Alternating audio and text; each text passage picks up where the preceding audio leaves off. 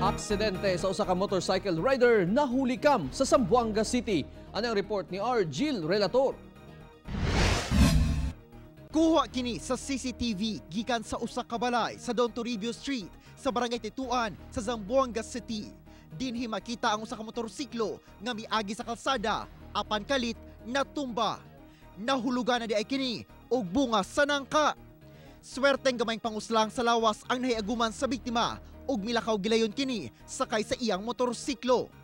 Human ma-report sa barangay ang aksidente, nakig-koordinar gilayon ang kapitan sa barangay sa tag-iya sa punuan sa nangka nga kuwaon na lang ang mga bunga nga naatungod sa kalsada aron malikayan ang aksidente. Kung maayos na yung power saw natin or kung pwede yung may-ari rin, no, paputol natin lahat yung mga puno nandoon, no, aside from the fruit tree, meron pa ibang puno nandoon na nagbablock sa street light ng GSO.